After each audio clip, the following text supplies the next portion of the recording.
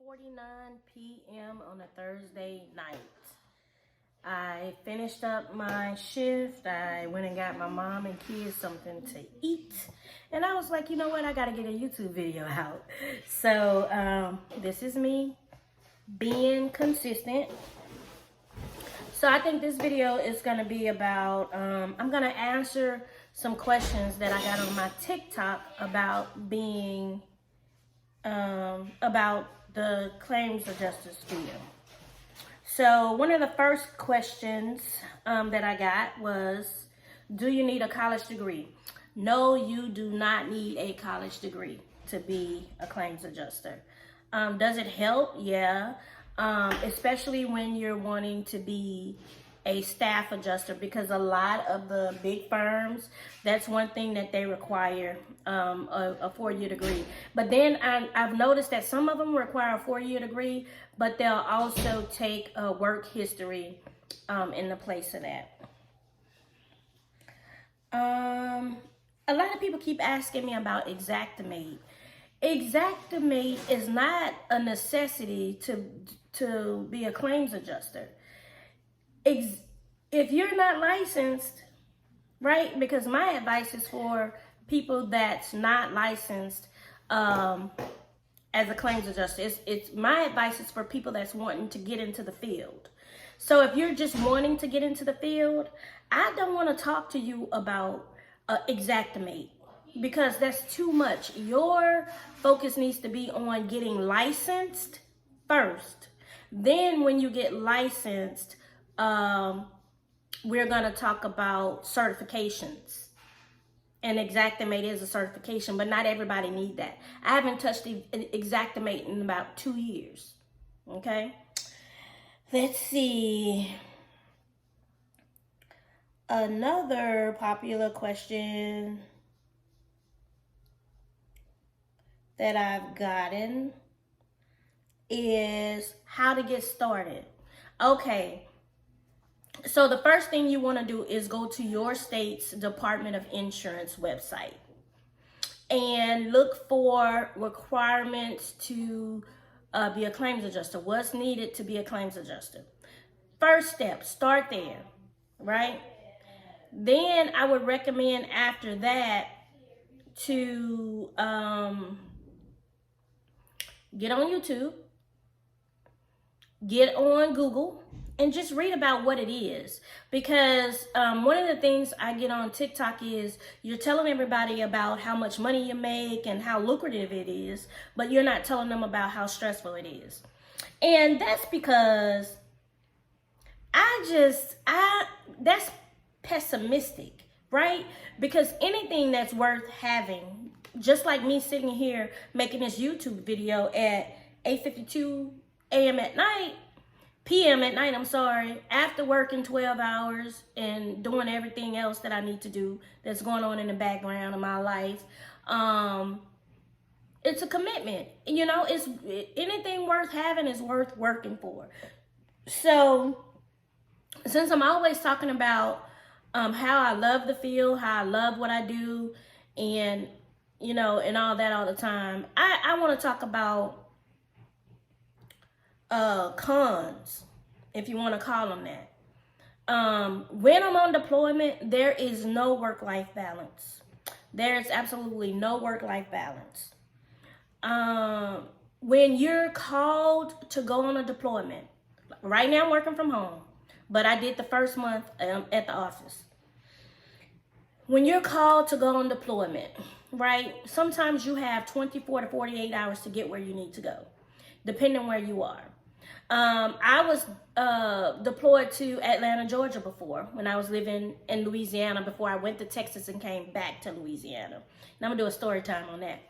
So I had to be in Georgia within 48 hours.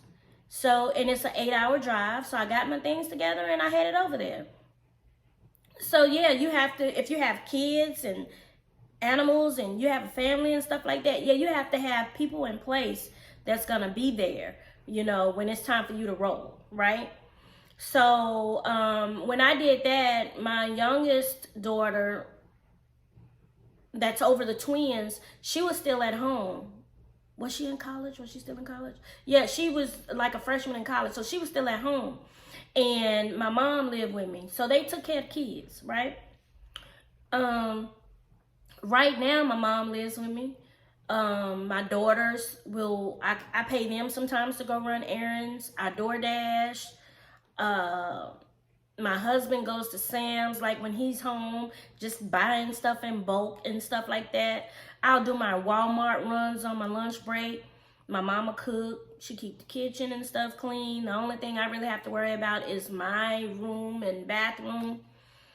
So she washes the kids' clothes. Oh, and I have to worry about me and my husband's clothes and stuff like that, you know, because he's in and out. So yeah, it's hard because you're working 12 hours a day, right? So yeah, definitely. that's one thing. And then being a CAT adjuster or independent adjuster is there's no, like, you have to be strategic. It's a lifestyle, right?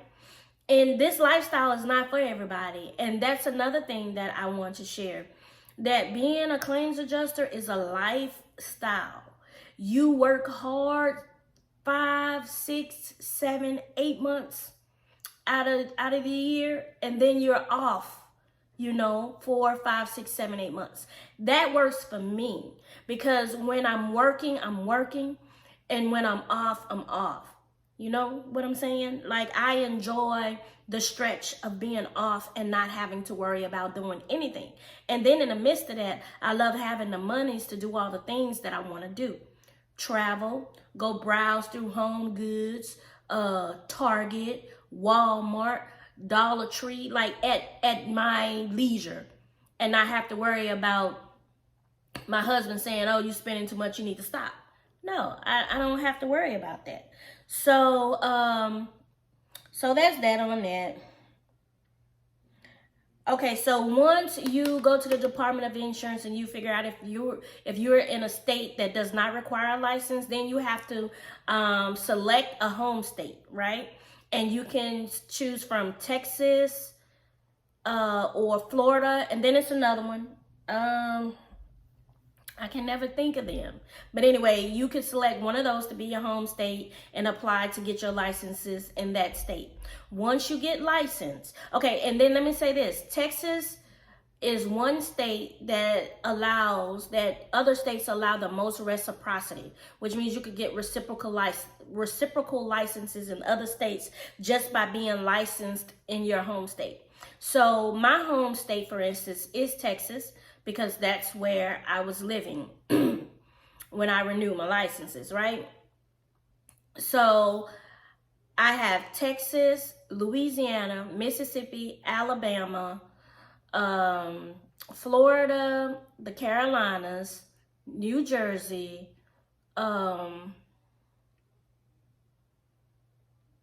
Missouri, and it's another state. And these are all states that I'm working in right now for the most part. Yep, I've pretty much done it. On this deployment, I've pretty much worked in all those states. Yep. The claims that I'm currently doing now, they have nothing to do with hurricane or a catastrophe or a natural disaster. They're daily claims, okay? So then after you do that, so after you get that figured out, some states requires that you, look y'all, this is all over the place, but anyway, some states require that you take a pre-licensing course, a 40-hour pre-licensing course. This course can cost anywhere from $169 upwards of $400 or $500, just depending on the company you use, the program you use, the school you use, or the state you live in. Okay, so for instance, Louisiana does not require you to take a pre-licensing course. You can just apply to take the exam for the license to be a claims adjuster. I don't recommend that. you have to be a genius to pass it. It's not easy, for one. And for two, I would think that you would want to have some type of foundation on the industry that you're wanting to go into, right? Okay, so in Texas, for instance, you have to take that 40-hour pre-licensing exam. You have to. Then when you complete that exam, a certificate goes to the Texas Department of Insurance. And then you're allowed to get fingerprinted and take the test. To take the test, and then once you pass the test, after the pre-licensing, you get your certificate. Then you go and you take the test, and once you pass the test, you get fingerprinted, and then you go to CERCON or NIPR to apply for your license. That's how it works in Texas, and pretty much the other states too. But you just have to go and find your state, right? Find your state. Start there. Google the Department of Insurance in your state and see what they require. Okay, and then once you do that, they have well over, the last I checked, it was like I could come up with a list of 150. The last I checked, I could come up with a list of about 150 adjusting firms. Some of them are heavy hitters out there, right? And then they have some that's up and coming. There's not, you have plenty to choose from, right? So I would say at this point, you need to work with someone, preferably me, to get that resume in order. It starts with the resume and presentation and selling yourself. Get that resume together and get on those rosters, right? So then the next thing, after you do that and you get on a roster, right? When they start offering certifications, now this is where the certifications come in at. I still don't recommend Xactimate unless you're going into a specific area. But if you're just wanting to get into the industry, don't worry about that. It'll be more beneficial to get ECTA, State Farm, flood, those types of certifications, right? So that's what I recommend. When you get on those rosters and they start offering courses, some of them you have to pay for, and a lot of times they're offering for free just so they'll build that relationship for you, and they call you for a deployment. You feel like you have a relationship with them, and then you'll be able to, they'll be like, okay, I have a relationship with them. They've taken the courses. Let's reach out to them, right? All that stuff matters. All that matters. So with that being said, I do want to let you guys know that I have an ebook that's launching on 2/22/22. And I'm working to start taking pre-orders next week, right? I just approved the cover for my ebook. I know it's just the ebook, but hey, I want it to be a little extra, right? So, and then along with that, you'll be able to purchase a Zoom call. I'm going to hold several Zoom calls to kind of walk you through the process more in depth. And then you have my attention one-on-one to ask questions, especially if you get stuck. And then not only that, I'm going to offer resume writing and revamps. I'm going to offer consultations. You're in the process, you get stuck somewhere, you can go in there and book you some time with me. I'm going to offer that. I'm going to offer, I'll do your applications or assist with your applications to get you on the roster. You'll be added to a private Facebook group where when I get notifications from certain firms that they're deploying, you'll be one of the first to know, just to stay on the know. I'll help you complete your application in CERCON. I'd like whatever you need, whatever you get stuck on, you'll be able to book those services. So all that is coming, right? I'm expecting my current deployment to end in March. Initially it was going to be until December 31st. Then they asked to keep us on till March. So I'm expecting it to end till March, and then I'm just going head in with my mentorship. I have some receipts to post from a couple of my mentees right now. I just got to get them together. I want to get their names and stuff scratched out. But so with the mentees I have right now, they are moving through the program really, really well.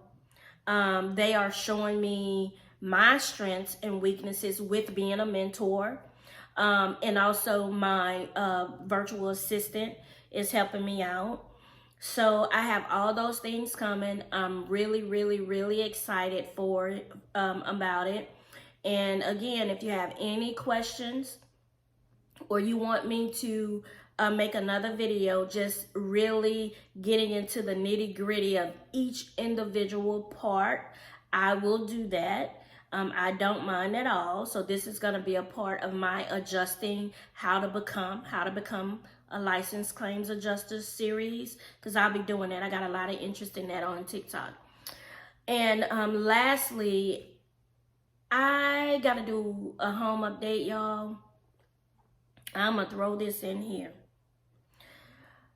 So y'all know they moved my date back. Y'all want to close early? Yay! Your walkthrough scheduled for next week on the 16th.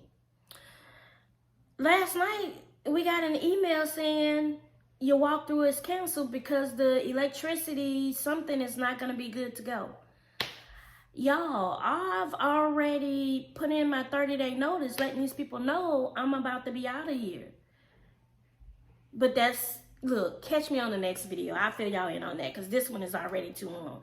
But anyway, I'm anchored by love. What are you anchored by? Have a good night.